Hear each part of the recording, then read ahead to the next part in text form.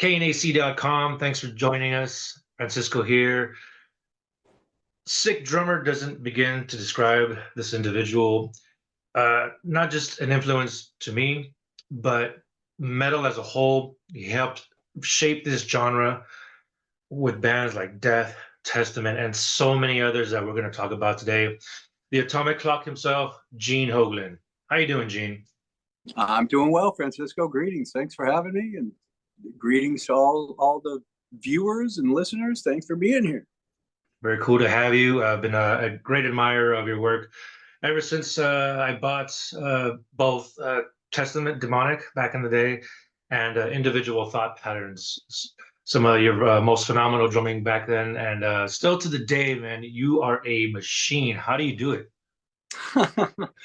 This is a passion I've had since I was a kid. This is all I've ever wanted to do with my life, is just play drums for a living and play drums for my life and see the world and be able to play with other great musicians and play some really killer music and be involved in so many like kick-ass bands. That this is all I've ever wanted to do. So I've said it many times, I'm a poster child for living one's dream. And I set about on this dream or whatever when I was about 11.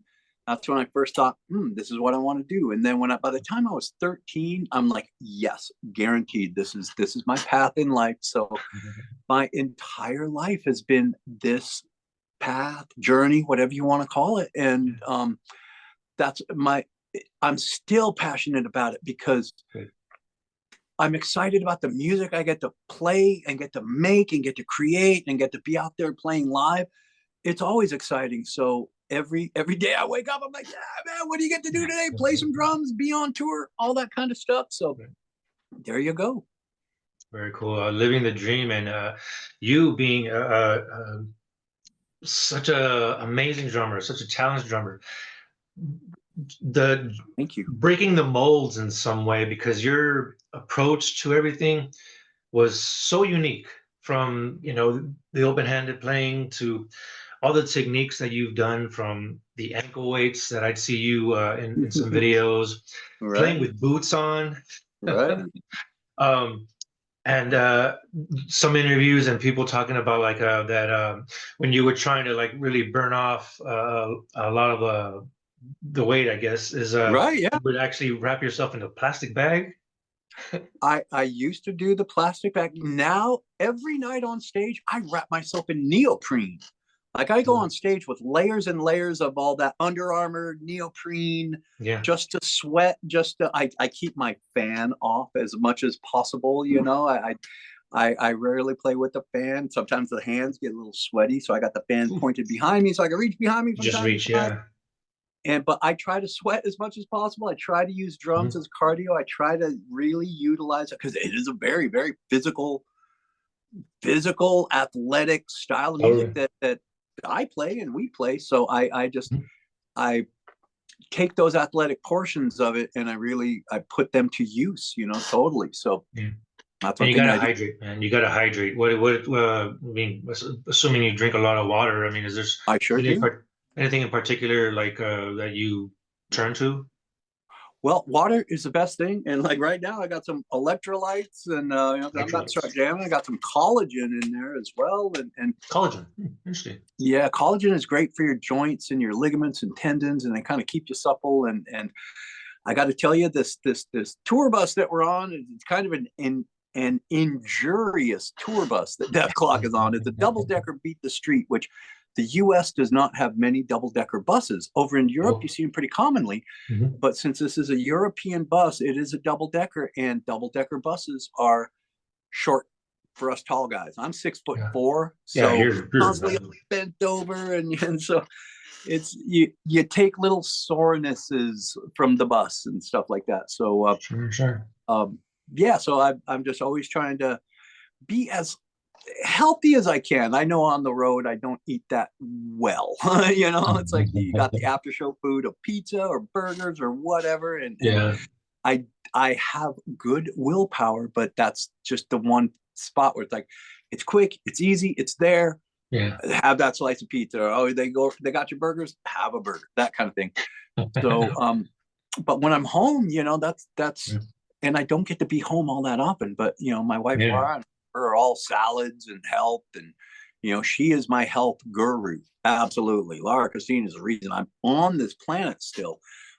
Flat out, I give all the credit to her, because I was on a, one-way path to nowhere before I met her. And her guidance in terms of nutrition and things like that is very, very helpful to me.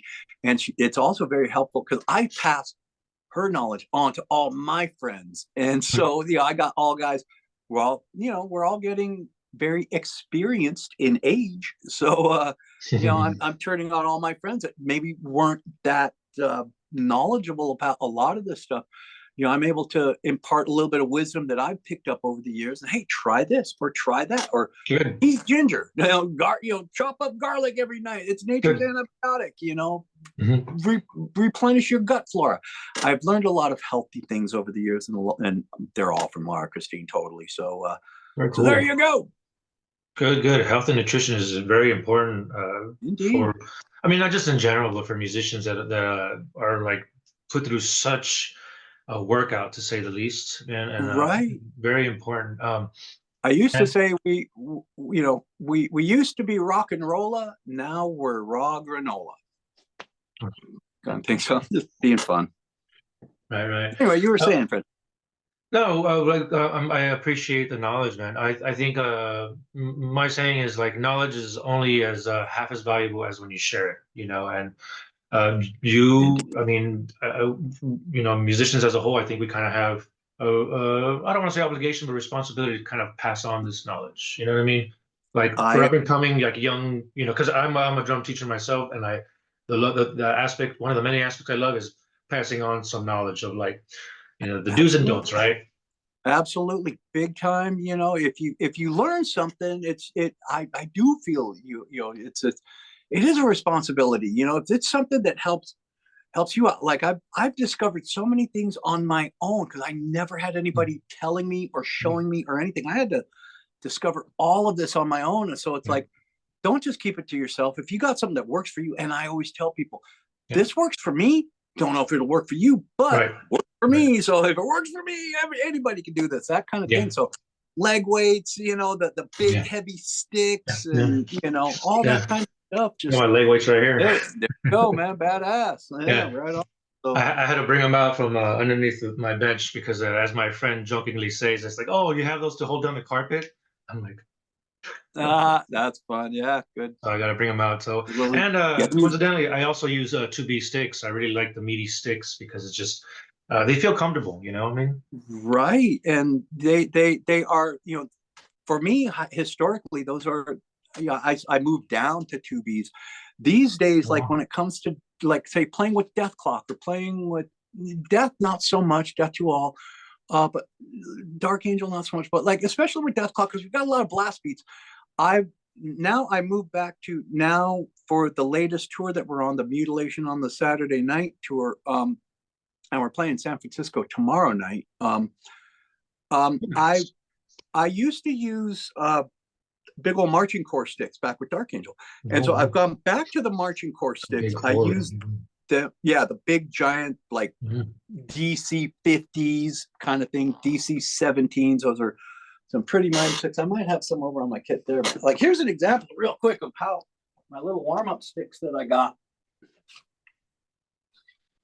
right here. I got them right here on my kit. But this is what I do with warm-up is all, I tape up these sticks, got 3 and 3. And, you just warm up like that with them. And then it's kind of like the leg weights. You swap over and everything's really light.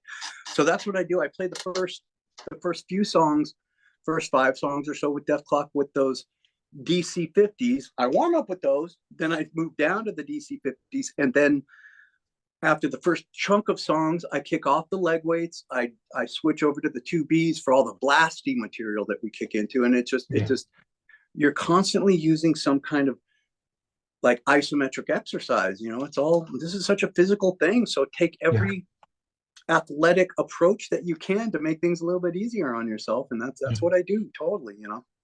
Very, very cool. It's kind of like I don't want to say a shock to the body, but like I guess changing it up kind of keeps your body maybe aware at times. You think? Well, I know one thing. It's like if you start with something super duper heavy and you work your way down to where it's really light, your feet are all heavy because you got leg weights on them. You pop off those leg weights, you fly, everything gets really easy, totally. And so, Mhm. you start with some big old sticks like this, just warming up, like Yeah. I'll have fun playing. I'll play on the kit with these for a while. They don't have the Mhm. greatest tone, No. but you can't. I play with these for a while, just warming up, and then, like I say, you move down to the marching corps sticks, and then you move down to two Bs, so You, everything just gets lighter and simpler. you go through drum heads a lot pretty quickly? I try to attack my heads and my cymbals to where you get the proper, like there is like kind of a, I guess, terminal velocity of tone that you can get. Like if those guys that just whack the hell out of their cymbals and their drums, I mean, it looks neat, but you're actually squashing your tone. Hmm. And I've Good had point. I'm very fortunate. I get my cymbals, I get my heads. I'm sponsored, so I get them for free. But back in the day, before I ever had a sponsorship, it's like Yeah. you just spent good money on this cymbal. You can be this beast and kill the tone of your cymbal, crack your cymbal, break Yeah. it way too early, Yeah. It's or pricey after a you while. can. And then I just started realizing, hey, you're. I hit plenty hard. Like I there's no lack of velocity to what I do. It's all comes from the wrist. I'm Mhm. not a big demonstrative drummer until it's time to put a little show into it. Yeah. But for the most part, I've been to just get energy just right wrist. These you the right here kind of thing, and you can get as much, if not more, power by concentrating the focus of it. Rather than this big wild energy doing this, you can focus it like this, and you hit just as hard. Yeah. But then you put that little bit of control where you're not leaning into it. You're just kind of like laying back enough that you get a wider tone out of your cymbals. You Yeah. get a wider tone out of your toms Yeah. by not beating them and squashing the tone. So, Yeah. and Yeah. I got to admit, one thing I learned, like I remember when I was playing with Anthrax a few years ago, I would be doing the Testament set, playing it my style, Yeah. and then I remember jumping in for Charlie and playing on Charlie's kit, and I always liked the tone Oh of wow. Charlie's kit. Uh-huh. And I remember, like, the next day after my first show on Charlie's kit, we didn't change anything on Charlie's kit. Guys from Anthrax were kind of say, dude, you could use your kit if you want. I'm like, well, but Charlie's kit is such a part of your The your sound. your your vision, your sound, your stage show. We got Yeah. his kit, all of that. And I go to YouTube the next day. Let me check out how that sounded, how I did. I was like, wow, I am not getting the same tone out of Charlie's kit that he does. And then I realized, hey, back off just a little bit, like a monster. Just back off a little bit, Yeah. get some tone, because he had the babinga wood that he was very, very musical wood. And I was just making it go pop, pop, pop. He was getting it go boom, boom, nice tone. So I back off my attack. I was like, oh, the next night I noticed, like, okay, there you're getting. So I learned how to really start using dynamics a lot, and it was Hmm. very recently that I was able to start applying even more dynamics. So that's pretty good. Yeah. And the finesse is a big part of your playing and just playing in general. I think, like you're talking about, you don't have to be a smasher all the time. It's just about finesse, having that right touch and, let the sound guy do his job too, is to making you sound great too. Absolutely, God darn tootin'. Yeah. We are talking to the Atomic Clock, Gene Hoglan here, talking all things metal. First, on the baby clock, as it's cutely named, with Death Clock and Baby Metal. Our next two shows are the only Baby Clock shows that we have. We're reuniting with Baby Metal for two shows in the Bay Area because we really did not Oh, play the Bay Area on the last one. So oh, okay, okay. what Death Clock is currently on is the Mutilation on a Spring Spring Night Tour. tour. Oh, yes. That's right. And it is ourselves, Dragon Force, Necrogoblicon. And when Brendan is asked what made you choose those bands, and like for of course Dragon Force, well known for their guitar playing, and so is DETHKLOK.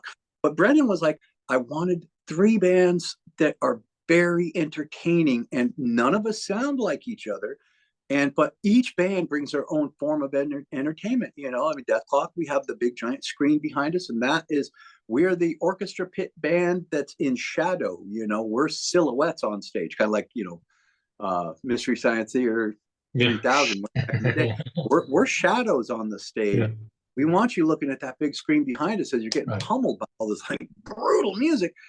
Dragon Force, they are so entertaining. They got the shredding guitars, and they got their big, big dragons, big inflatable dragons, and then they got their big video climb on top of it. They're super entertaining. And Necrogoblicon, they got the vocalist being the Necrogoblicon himself, kind of thing. So 3 forms of entertainment. So it's really been super duper successful. It's been really cool having this run going, and all the shows are sold out, and it's super fun. And then tomorrow night in the Bay Area will be, we reunite with Baby Metal for a couple of nights, and that's going to be fun because they're a pretty entertaining band too. And that's one thing that Brendan is super into, is like what can give the audience the most like blah, just the most entertainment, and that's really cool that he has that viewpoint, that trying to maximize everybody's night out. That's pretty cool. More than us, we're getting on stage and playing some songs. It's like trying to really put a package together every night that is super entertaining. So it's a great 50-50 of like live stage show and musicianship. It's not where like the gimmicky or like the stage antics overpower the music. The music, if anything, is just a bit more powerful than the stage presence, but like the stage presence is there, like all the live show and everything, it's totally there. And like the musicianship is probably out of this world. How they contain it in those venues that you guys are playing, I have no idea. It's amazing stuff. And how was well, you guys played Riverside a couple of days ago, and then San Diego last night. How were those shows? We did. They were great. They were awesome. I mean, Riverside was amazing. I mean, playing California is always awesome, and San Diego is, San Diego has always been, historically kind of a tough crowd. They're sometimes, they can stand with their arms crossed and check you out. But last night they were so loud and so crazy. It was a nonstop pit going. Everybody was having a great time. So everybody having time, and I think everybody's really taking to the fact that DETHKLOK has come back, and hey, none of us know how long DETHKLOK is going to be around. We never know, so come catch us while you can, that sort of thing. And so that run has been really, really cool so far. Totally, man. And we're excited. There could be some things coming up in the future. You never know. So we're always excited to be able to hit the road. Like Brendan says, this is the most entertaining vacation that he gets. Because he's constantly writing. He's writing this, writing that, writing music, and then when he gets to come out on tour and finally get to put that side of his entertainment side of him out, get to play live, he's like, I love this. I'm on vacation now. This is cool. So it must have been a bummer when it kind of seemed like, okay, this chapter DETHKLOK, it's over. It didn't seem like the TV, the companies didn't want to pick it up, and then Brendan Small probably gets on the phone. He's like, hey Gene, you want to join in again? How did that go on? I was when DETHKLOK kind of had to, we thought it was over, very unfairly so. I thought, my first concern was Brendan, because he put so much time and effort into all aspects of this. And when you like any musician knows, when you sign a contract, sometimes you're signing certain rights away that you don't want to sign away, but you don't kind of have a choice. And so perhaps there was a lot of that involved in the early parts of DETHKLOK. And that's why I was so bummed for Brendan that you put so much time and effort and energy into this. And Brendan is always such a mellow guy. He's like, his essential retort is, what are you going to do? Yeah. We'll go on to something else. And I've always been the same way. If I've, like when I was in Dark Angel, and that just kind of dissolved. It's like, okay, I'll move on to something else. Then came Death. That dissolved underneath us. Okay, I'll move on to something else. Strapping Land, I think did strapping for a few years, and then all of a sudden for Devin, it was time to, hey, I gotta pull myself out of this, man. And so I'll always land on my feet. That's one thing I'm very, very Sure, good yeah. at throughout the No years. pun intended, but Right. Yeah. Feet don't fail me now. But yeah. yeah, so I'll always land on my feet. But I was really bummed for Brendan because he put all that time and effort, and he always he's always looking forward to looking towards the next project for him, and he's always got something going on. Mhm. So the fact that we do get to come back, and I like Brendan has explained that we did a show a few years ago at somebody told me the name of the place, some stadium in Bank of California Stadium. It was a pretty new place at the time. Iron Maiden had just played there, I think. Oh, Los Angeles right here. Yeah. In Los Angeles, and Adult Swim festival. And Brendan, I think, had kind of gotten a call kind of out of the blue saying, hey man, do you want to, from like Adult Swim people, where it was essentially them offering an olive branch sort of thing. And so Brendan kind of, Brendan was, agreeable to the situation. He called me up. I'm always on that time anywhere. If we get to do DETHKLOK, I am there, period.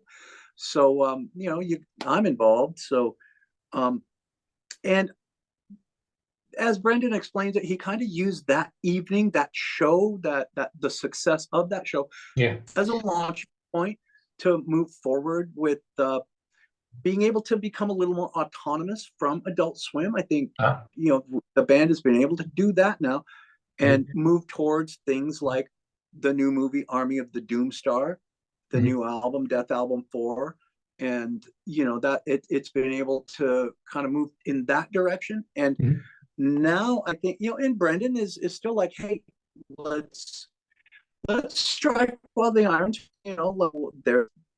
DETHKLOK has a little focus on it, and there'll be times when after read this, I'll move on to some other project, and Gene, you'll move on to some other project, and everybody else will move on to their own things, and hopefully, this is just my wish. I love DETHKLOK. I love playing. I'd love to take DETHKLOK across the world, and you never know what 2025 could bring, but getting to expose the planet to DETHKLOK, I'm all about that too. So we'll see where that goes. I mean, we'll see whatever happens with that. But I'm all about it, and Brendan is super excited about it right now too. And now that we've been on the road for the last like 2-3 weeks, the chops are all coming together for Brendan, and he's like, now I'm to the point on this run here where now it's second nature, so because we're all pro musicians, we're all working, Pete Griffin, Neely Brosh, myself, and we're always bouncing from something to something, and a lot of times Brendan is stuck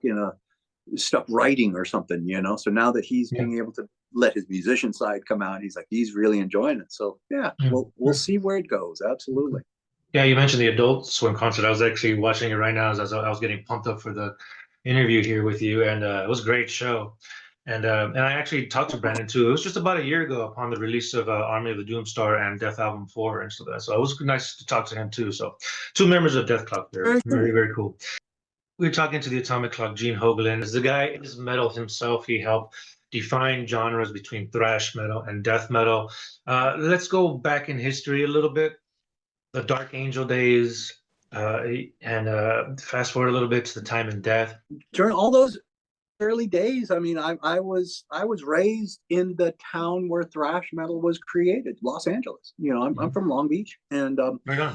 I was born in Dallas, but I moved to Long Beach when I was really young, and I became a part of the scene very, very early. Like when I started going to clubs when I was 13 years old, and this was back when those clubs were kind of all ages, all the Whiskey and Woodstock and Troubadour and all that. Yeah, they were all ages clubs, so go into these clubs, and my sister was 5 years older than me, and she was seeing all the bands on the LA scene from the early 80s. all of those bands went on to become big bands, so Sure. I was seeing all these bands, befriend them, going to their parties afterwards, and waking up on the mornings and seeing some member of one of these future star bands asleep on the couch because he needed a place to sleep. That happened many times. Very cool. So I had an upbringing unlike most others, and seeing all the bands like from Great White, Dokken, Rat, Motley Crue, Dubrow, Quiet Riot, there's in between all those bands, seeing those guys in the clubs and hanging out with those guys when I was a kid. I got to know all of these bands when I was really, really young. And I learned, I was such a sponge for knowledge. And at that time, I was super into the metal from the new wave of British heavy metal, a lot of the European bands. I had a couple of good friends that were like my heavy metal mentors, that, hey, Gene, check this out. Here's a mixtape, here's 15, 25 bands on this tape. Check these guys out. So I was just always absorbing all kinds of metal and getting to know all these bands. And I was just such a sponge. I would go to their parties afterwards, and I was not a partier. I was 13 years old. The only way I could be able to get out of the house is if I just if I remained responsible towards school, towards, there were many times I would go to school directly from the all-night party at Dante Fox's house, Great White's pad or whatever. But all my folks ever said, look, if you don't mess up, we're going to give you free reign. I'm a latchkey kid. So if just keep concentrate on, get good grades and the world is yours. So that's what I just did in order to, that was my sacrifice, get the good grades, go out and, go to clubs and all that. And so, I started getting to know all these bands, and I was just such a sponge I'd go to the parties. I would see like, hey, these, 3 guys from the band, they're keeping their stuff together. I see that one guy over there. He's just a drunken fool and he's just acting like an idiot. And maybe that guy is not going to have a long future with this band. Sure enough, that's the guy that gets the boot. These guys go and sign a big contract, get a new guitarist or bassist or whatever. I just tried to soak everything up I could. I just tried to learn whatever I needed to, because I was very serious about making it in this business. And I thought, just arm yourself with whatever tools you need, like I was a socially awkward person probably, so like try to get over that, try to get to where you can relate to other people and becoming friends with a lot of these bands and all that stuff was helpful. And I don't know where it cut out, but I had mentioned that one of my very first gigs was I was doing lights for Slayer when I was 15, 16, and it was just a matter of their light guy didn't show up for a show, and Tom just asked me, hey man, can you run that light board over there? And it was a real simple little little box with 8 buttons on it, and I was like, yeah, sure man, let me do that. And that worked out well. The next week, same, because they were playing every week in the clubs, sometimes a couple of times a week back in those days. And the next week, same thing happened. Light guy couldn't make it. So, hey, you want to do this again? And then it just developed to the point where I would show up at the club, go right to the light board, do the lights, and there you go. So that led to me hitting the road with Slayer when I was 16, and on their first tour, I was the light guy for that thing. So so that was pretty cool, and getting a taste of this at a very early age. It's like, yeah, this is definitely, I'm making the right decision for myself. I knew very early on that 9 to 5 was not going to be a good path for me. I'd drive myself crazy. So